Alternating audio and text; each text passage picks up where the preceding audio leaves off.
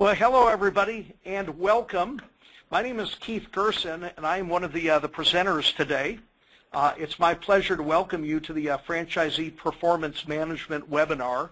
This is a labor here, as really is meant to be a lot of thought leadership, education to help you really understand more about best practices that are going on in franchising today. So again, I want to thank everybody for coming today. We're going to jump right in.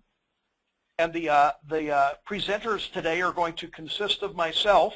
My name is Keith Gerson. I'm a certified franchise executive and president and chief client officer for FranConnect. I've spent my entire life in franchising and have had the pleasure of heading up some very renowned brands in franchising, and have enjoyed some very good successes. But part of the reason that I love being here at FranConnect is because I get access to all of the best practices in franchising, as we have so many clients and so much data to be able to really understand and just continuously grow. It's my pleasure also to have as a guest on today's call Kirk Morello, who is the Chief Operating Officer at Aurelio's Pizza, a company that, though it has been around for well over 5 decades, is really seeing some significant growth and accomplishments. Kirk himself has just finished his 5th anniversary with the organization, and he's got some terrific stuff to share. That it's just rare and a privilege to have somebody who's willing to be so transparent with what's going on in his business, as it's a case study. So I'm going to be talking, as I said, about franchise performance management. We had quite a few franchisors that participated. Many of them were clients, but we also had a large number of folks that participated in this survey that were not. And it's a really good cross-section of everything from emerging brands, mid-sized brands, and large mature brands. So just a real quick overview on us as a sponsor here. We have over 600 brands representing over 110,000 franchise locations, and we basically, I don't think of us as a technology company. I think of us basically as a company that has expertise in the best practices in franchising that happens to deliver them through our technologies. So with that said, directly into the survey now.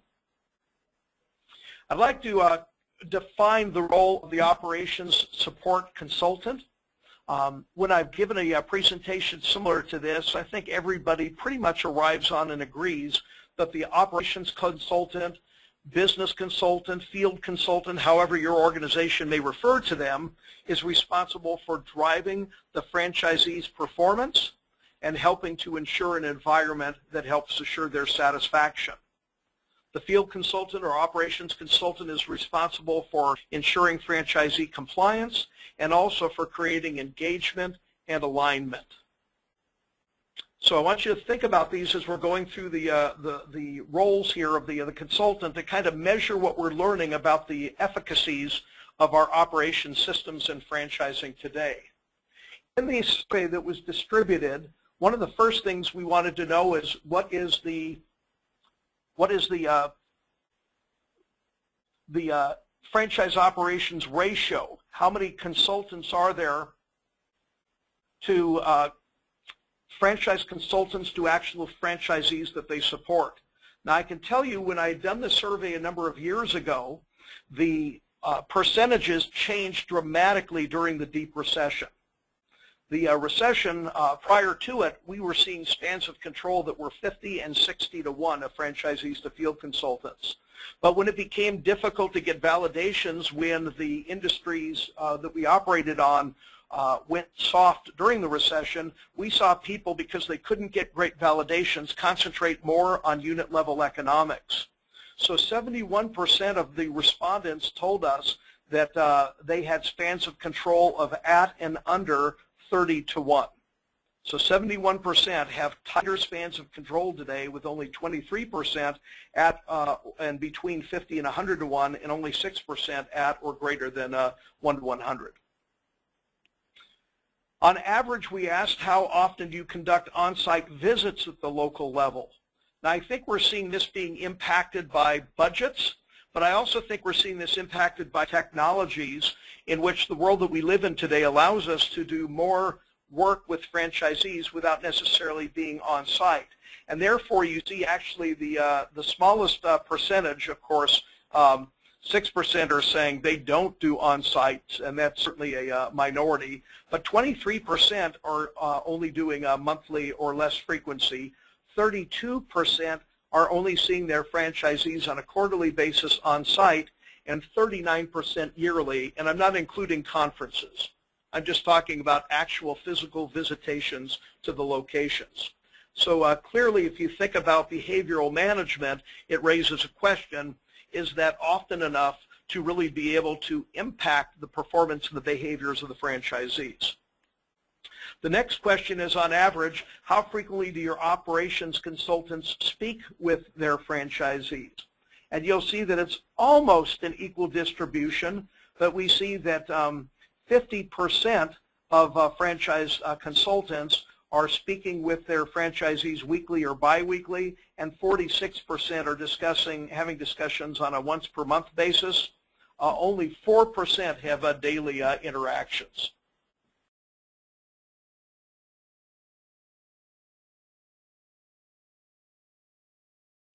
I'd like to define the role of the operations support consultant. When I've given a presentation similar to this, I think everybody pretty much arrives on and agrees that the operations consultant, business consultant, field consultant, however your organization may refer to them, is responsible for driving the franchisee's performance and helping to ensure an environment that helps assure their satisfaction. The field consultant or operations consultant is responsible for ensuring franchisee compliance and also for creating engagement and alignment. So I want you to think about these as we're going through the roles here of the consultant to kind of measure what we're learning about the efficacies of our operation systems and franchising today. In the survey that was distributed, one of the first things we wanted to know is what is the franchise operations ratio? How many consultants are there to franchise consultants to actual franchisees that they support? Now, I can tell you when I had done the survey a number of years ago, the percentages changed dramatically during the deep recession. The recession, prior to it, we were seeing spans of control that were 50 and 60 to 1 of franchisees to field consultants. But when it became difficult to get validations, when the industries that we operated on went soft during the recession, we saw people, because they couldn't get great validations, concentrate more on unit level economics. So 71% of the respondents told us that they had spans of control of at and under 30 to 1. So 71% have tighter spans of control today, with only 23% at and between 50 and 100 to 1, and only 6%. So next we asked the question of where and what the biggest challenges that franchisors were experiencing in helping their franchisees to improve their performance. And 80% of them are accounted for on the top 4 items, with only 20% being other. 60% said the reason that we can't is we don't get enough time with our franchisees. We have ineffective systems for follow-up on audit findings. And we've got a total of 80% and a total that also said we have a lack of business and or marketing plans. This is the result of a Bain & Company key study on organizational change that I think tells us a lot about what's going on here. In the upper left-hand corner, we're finding that 65% of initiatives as a result of this study require significant behavioral changes. And yet we know that if it requires a behavioral change, it raises the question, how much impact and influence can we have with somebody that we talk, in many cases, majority of the time, on a monthly basis. We visit them maybe quarterly, but more often semi-annually and annually. And the one that I'd also like to draw your attention to is the one on the lower left-hand corner, in which 81% of respondents surveyed said that they are not held accountable for the progress on the organization's goals. 87% had no clear idea even what the specific actions were that they were supposed to take, and 15% could name only one of the top 3 goals. In this next slide, which is franchise specific, we asked CEOs in a CEO survey to tell us where and how they felt like they were doing in terms of strategic planning, engagement, and execution. And 46% said that they do not have strategic plans in writing and they don't get shared out. 25% don't have core values, vision or mission statements in writing. 25% don't have detailed job descriptions, and 38% do not have formal evaluation methods. So I know Kirk is going to be talking about where and how his organization evaluates, and where and how his organization is making sure that people are very clear on what the goals, the expectations, and the actions are. So as much as anything else, this seminar is a seminar about where and how do you drive engagement and drive behavioral results. Thank you, Keith. I'm glad everybody was able to join us today. Great beginning of the presentation there, Keith. I can tell you that as Aurelio's Pizza, we struggled the same way some of those graphs and studies show with quality control and franchise performance, stuff like that. And we decided to embrace technology, mainly because, I'll give a little background on Aurelio's Pizza. We were started in 1959, so we've been around 56 years. We're a full-service casual dine-in pizzeria, so we have about 140 seats per restaurant, plus we do carry-out delivery, everything like that. So it's a pretty big operation. Our store is about 5,000 square feet. We've got 40 locations across 6 states, with 5 more scheduled for this year and to open in 2015, another 4 scheduled for 2016. So we're in a growth phase, even though we're an older company, and we knew we had to get some controls over our quality and our effectiveness to bring the customer a very consistent product, a consistent experience in all of our stores.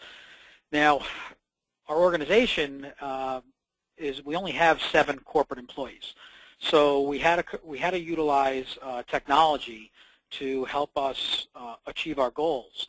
So if we can go to the next slide. When my team was sitting down, we were going over, what are the goals of our quality control system, which we call QCAs, Quality Assurance Process. So we went through the different things and trying to figure out where do we want to go with the organization and what's going to be most effective. And right now we have 2 business consultants that handle 40 stores. So we're right in that range, about 20. We can handle up to probably 30 per consultant. And so the first thing we looked at is how do we standardize and automate the process, and that's where FranConnect came in with the PerformanceWise product, which we felt after we analyzed many different products that had the best, the easiest and best way to segregate how we wanted to perform our quality controls. Then we wanted a system that would show how to score restaurants by our standards. So we create questions, these are the standards of Aurelio's, and then a scoring process within that. Then we wanted to create the franchise accountability. So in other words, we're going to go out there and we're going to do these quality control checks, and Mr. Franchisee, you're going to be accountable to how you score. And how you're going to be accountable is with the task creation. So if you're failing on certain things or not doing well in certain areas, you're going to know what they are, and then there's going to be tasks created to help you get within compliance so that we're as effectively giving the same experience to the consumer no matter what store they go into, which as a brand, that's the most important thing for our consumers is, and I'm sure there may be many people on the call that have consumers that come to them and say, well, it's different at this store than it is at that store. If they're in the food business, it might be different if you're in the service business, but there's always some differences between the businesses, and the idea is to get them as consistently the same as possible so that experience for the consumer is the same. So we also wanted to be able to create scheduling. So what we decided to do is we used to do 1 visit a year, just like some of those slides showed, and now we do 4 visits a year. to the stores. And we're able to do that because we're able to do it much more effectively and faster in the stores because there's a set format electronically, everything loads up, things like that. Then we wanted to store the scoring to show progress made. So instead of having to have spreadsheets all over the place, the performance-wise system allows us to put it in there, and it keeps track of everything by store, and then there's many different reports that we can run on the back end to do some comparisons for the stores. Then improving consistency of product and store environment to enhance the guest experience. That was our ultimate goal through all these ideas, is to improve that. And I'm going to show you some data that we have from since 2013 and how we have done that. And the result is more sales and greater sales at same stores, which is always everyone's goal. It's the low-hanging fruit, right? Getting a new store takes a lot of time and effort, but we can grow our sales within what we have currently. And in turn, those franchisees become happier, and those franchisees may want to open new stores to grow the organization, which is a lot easier and less stressful on the whole franchise or system. Then ranking reports, we wanted to rank the stores because the stores tend to be very competitive. No one wants to be last, which helps them really police themselves more than anything, which is great. And then also within it, we wanted to create a system that could be used to incentivize franchise employees. So in other words, we use the system, managers, a lot of our franchisees have managers that run their stores, and part of their incentive packages is based on their scoring on the quality control. So it allows, it gives the stores the owners of these stores some capability to at least hold their managers accountable towards goals within the system and working towards what Aurelio's Pizza as a brand is. Next slide. So then we had to come up with a scoring system, right, within it. So our scoring system, we decided we were going to use a pass-fail scoring system. So either you're right or you're wrong. There's no in-between. We had an old system that we used that had a ranking from 1 to 10 on each thing, and too opinionated. We wanted to take the opinion out, make it easier for the consultant to say pass-fail. Here's what the fix is. It's either right or wrong. Food and service make up the majority of the score. Since we're in the restaurant business, we had to find things that were the most important. Not that everything isn't important, but the things that are much more important for the consumer experience than anything else. And food and service we determined were that, and that makes up 60% of our score now. And recipe and adherence presentation are the key components of that scoring. So making sure that the product's made right and make sure it's presented right. If the food is presented on the wrong type of rack or the wrong plates or anything like that, it's wrong, period. So it has to be fixed. And then the task system methodology, which we thought was really key in the performance-wise, was that it created those tasks for corrective action to be done. And it also requires the franchisee to provide us with a timeline on when that corrective action was taken, or it created photos that showed them what corrective actions have to be taken, things like that if people are out of uniform. And then those status updates are sent over to us with those due dates, which is great. All this, in the end, created accountability for each franchise, which in turn has, after looking at the data, has made a huge difference for our organization and allowed us to really build the brand internally for that, to get our customers to come in and spend more money with us. Okay, so what I wanted to go over was just I wanted to give you some scores here. And then we're going to go back to how we do this. But when we started this in 2013, you can see we had 4 major categories that we tracked in from mostly in the food and product sampling area. And we averaged an 80% in the company. We expected to see that. Part of that was that it showed us that we as corporate were not doing a great job of making sure that our franchisees are doing everything according to what we want the brand to be in their locations. So we had our first meeting, very difficult meeting, showing everybody what things look like, showing the scores. Franchisees are upset at this point. And I say to them, listen, it's not about you guys. This is our fault. We're taking this on. And then everything calmed down a little bit. You scored here because of what we have failed to help you with. So, but from here on out, we're going to be doing this through this QCA process electronically. And now it's on you guys if you don't perform because you're going to have these tasks. So as you can see, in 2014, our average score went up to 94.3. Phenomenal story to tell. And how did we do that? And I'll show you some of the systems. We can go back 2 slides. Can we go backwards? There we go. One more slide back. There we go. So there's a field dashboard. No, back one. There we go. The field dashboard, what this is an actual QCA of one of our franchises. So we have multiple areas. You can see there's an auditor, there's a point system. The auditors put in how many points they actually got out of the total that can be done. It gives you a score on the side. And you can see in this, this store has some areas that they need to work on. It is color-coded, which is really great. The main areas, the food, they did a great job. You can see all the green numbers. Where this store is struggling with is some compliance issues. Could be signage, could be anything, and facility maintenance. So maybe they have a cleanliness issue with keeping things within our standards. So we now know what we have to work on this store. What's really great about this is that we can also run reports that show us across the chain the areas that we're struggling as a company. So maybe there's things that we have to make changes to in our operations manuals because it's not effective or is not completely effective in letting the franchisee know what really needs to be done. So if we go to the next slide. So in the compliance tracking, you'll see here there are violations that happen. Okay, so the first one's a dress code violation.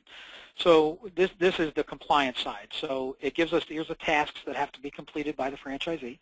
And you can see the dress code violation wasn't started at that point in time when we took this snapshot and all the different things that they did. So it gives, from a corporate standpoint, it gives me a nice piece to look at to see what could be happening at the store that might be affecting their sales.